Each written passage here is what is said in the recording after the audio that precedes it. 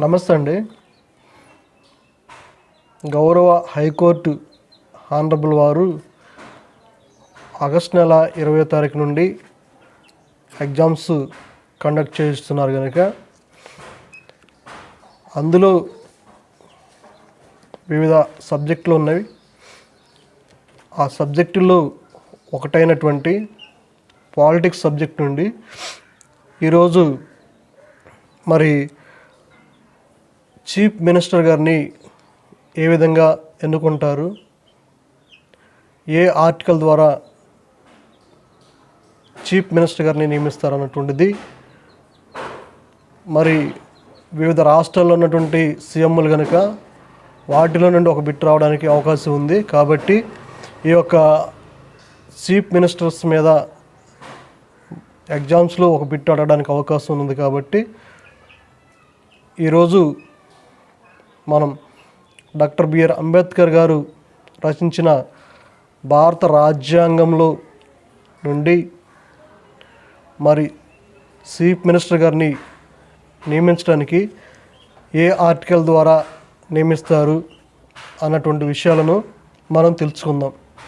ఈ వీడియో చూస్తున్న మీరు నచ్చితే ఒక సబ్స్క్రైబ్ చేయండి, ఒక లైక్ చేయండి. మరి ముఖ్యంగా ఈ యొక్క గౌరవ ఆనరబుల్ హైకోర్టు వారు నిర్వహించు ఎగ్జామ్స్ ఈ నెల ఆగస్టు 20వ తారీఖు నుండి సీఎం గారిని ఏ ఆర్టికల్ ద్వారా నియమిస్తారు అన్నటువంటిది చూస్తే డాక్టర్ బిఆర్ అంబేద్కర్ గారు రచించిన భారత రాజ్యాంగంలో నుండి మరి ఆర్టికల్ 164(1) ప్రకారంగా గౌరవ చీఫ్ మినిస్టర్ గారిని, ముఖ్యమంత్రి గారిని నియమించడం జరుగుతుంది. ఈ యొక్క గౌరవ ముఖ్యమంత్రి గారి యొక్క స్థానం ఏమిటంటే వాస్తవ కార్యనిర్వహణ అధిపతి. రాష్ట్రంలో మొత్తం కూడా గౌరవ ముఖ్యమంత్రి గారు పరిపాలన చేయటం జరుగుతుంది. రాష్ట్రాన్ని గౌరవ ముఖ్యమంత్రి గారు పరిపాలించడం జరుగుతుంది. మరి ఎన్నిక నియామకం ఏ విధంగా ఉంటుంది, మరి ముఖ్యమంత్రి గారిని ఎవరు ఎన్నిక చేస్తారు, ఏ విధంగా నియమిస్తారు అని మనం కనుక చూడగలిగినట్లయితే గౌరవ రాష్ట్ర గవర్నర్ గారు ముఖ్యమంత్రి గారిని నియామకం చేయిస్తారు. మరి ప్రమాణ స్వీకారం గౌరవ ముఖ్యమంత్రి గారి చేత ఎవరు చేపిస్తారు అన్నటువంటిది మనం చూడగలిగినట్లయితే ప్రమాణ స్వీకారం కూడా గౌరవ రాష్ట్ర గవర్నర్ గారు ముఖ్యమంత్రి గారి చేత ప్రమాణ స్వీకారం చేయిస్తారు.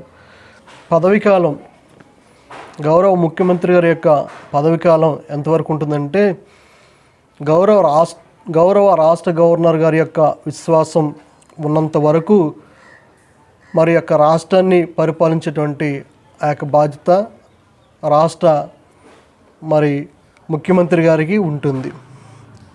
రాష్ట్ర ముఖ్యమంత్రి గారి యొక్క పదవీకాలం 5 సంవత్సరాలు ఉంటుంది. మరి అర్హత వయస్సు ఎంత ఉండాలి? ఒక రాష్ట్ర ముఖ్యమంత్రిగా పోటీ చేయడానికి అతడు భారతీయ పౌరుడై ఉండాలి. మరి తన యొక్క వయస్సు 25 సంవత్సరములు నిండినటువంటి అభ్యర్థి ఈ యొక్క రాష్ట్ర ముఖ్యమంత్రిగా ఎన్నుకోబడటానికి పోటీ చేయడానికి అర్హుడిగా ప్రకటించడం జరుగుతుంది. డిపాజిట్ దీనికి ఏమి కూడా చెల్లించినటువంటి పని లేదు. మరి యొక్క జీతభత్యాలు ఎంత ఉంటాయి, ఎంత చెల్లిస్తారు అన్నటువంటిది మనం కనుక చూడగలిగినట్లయితే జీతభత్యాలు వచ్చిన తర్వాత గౌరవ ముఖ్యమంత్రి గారికి 4.21 లక్షలు అని ఆ యొక్క రాష్ట్రాలు టీఎస్కి ప్రకటించడం జరిగింది. అదేవిధంగా మరి ఆంధ్రప్రదేశ్ రాష్ట్రంకైతే 3.35 లక్షలు ఏపీకి అని తెలియజేయడం జరిగింది. ఆ యొక్క రాష్ట్రాలను బట్టి గౌరవ ముఖ్యమంత్రి గారి యొక్క ఆ యొక్క జీతభత్యాలు అనేటువంటిది ఉంటాయి అన్నమాట. మరి గౌరవ ముఖ్యమంత్రి గారు రాజీనామా చేసినట్లయితే ఆ యొక్క రాజీనామాను గౌరవ రాష్ట్ర గవర్నర్ గారికి అందించవలసి ఉంటుంది. రాష్ట్ర గవర్నర్ గారు ఈ యొక్క రాజీనామాను మరి అంగీకరిస్తారు. ఒకవేళ గౌరవ రాష్ట్ర గవర్నర్ గారు తొలగించాలంటే గవర్నర్ గారు ఆ యొక్క చీఫ్ మినిస్టర్ గారి చేత, ముఖ్యమంత్రి గారి చేత రాజీనామా చేయిస్తారు. మరి తొలగించే విధానం ఏ విధంగా ఉంటుంది అని మనం కనుక చూడగలిగినట్లయితే, గౌరవ ముఖ్యమంత్రి గారిని తొలగించేటువంటి విధానము అవిశ్వాస తీర్మానం ప్రవేశపెట్టి అసెంబ్లీలో ఈ యొక్క అవిశ్వాస తీర్మానం ద్వారా మరి ముఖ్యమంత్రి గారిని తొలగించేటువంటి విధానం ఉంటుంది. మనం చూసినట్లయితే మొట్టమొదటి మరి రాష్ట్ర సీఎం గారు ఎవరు అన్నట్టు మనం చూసినట్లయితే, అప్పుడు ఉమ్మడి ఆంధ్రప్రదేశ్కు మొట్టమొదటి గౌరవ చీఫ్ మినిస్టర్గా నియమితులైనటువంటి వారు శ్రీ నీలం సంజీవరెడ్డి గారు మొదట రాష్ట్రానికి చీఫ్ మినిస్టర్గా నియమితులయ్యారు. మరి ప్రస్తుతం ఆంధ్రప్రదేశ్లో మనం చూసినట్లయితే గౌరవ ముఖ్యమంత్రి వర్యులు శ్రీ నారా చంద్రబాబు నాయుడు గారు ముఖ్యమంత్రిగా ఉన్నారు. అదే రాష్ట్ర బైఫర్కేషన్ తర్వాత తెలంగాణ రాష్ట్రంకు ప్రస్తుతం ముఖ్యమంత్రిగా ఉన్నటువంటి వారు రేవంత్ రెడ్డి గారు తెలంగాణ రాష్ట్రంకు ముఖ్యమంత్రిగా ఉన్నారు. ఇక్కడ ఎగ్జామినర్ గారు బిట్ అడగడానికి ఒక అవకాశం ఉంది. ఇక్కడ ఏమని బిట్ అడగచ్చు అంటే, ఎగ్జామ్స్లో ఆంధ్రప్రదేశ్ రాష్ట్ర ముఖ్యమంత్రి ఎవరు, క్రింది ఉన్నటువంటి వాటిని పరిశీలించండి.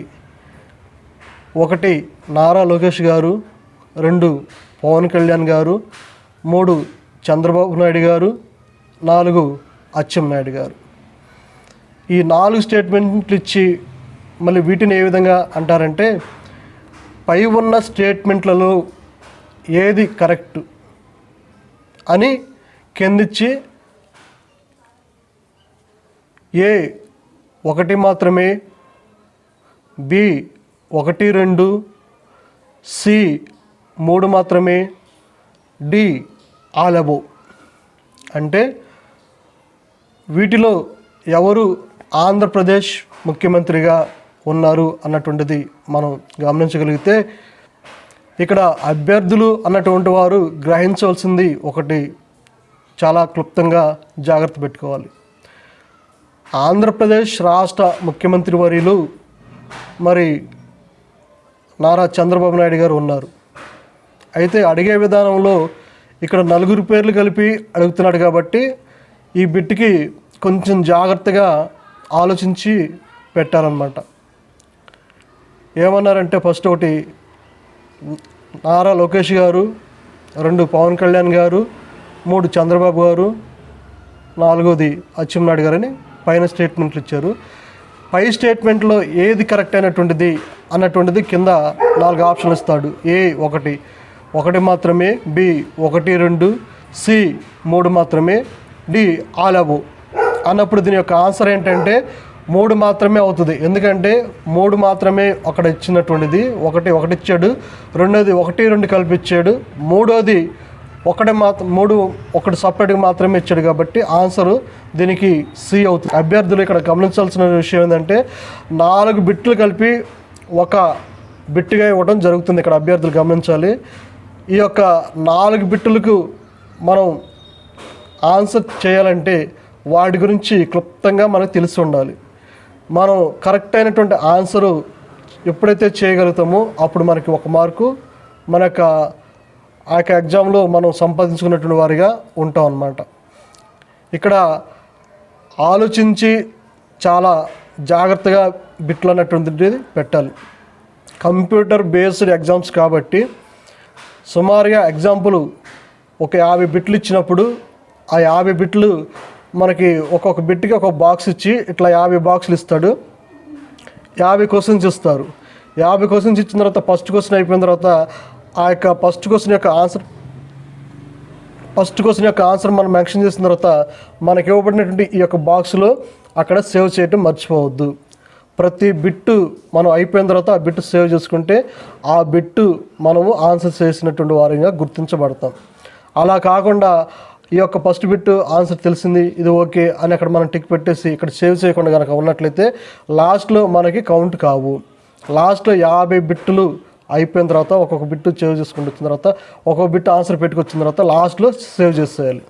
సేవ్ చేస్తే మనం చేసినటువంటి 50 బిట్లు కూడా మనం కరెక్ట్గా చేసినట్టు ఆ యొక్క కంప్యూటర్ అన్నటువంటిది యాక్సెప్ట్ చేస్తుంది.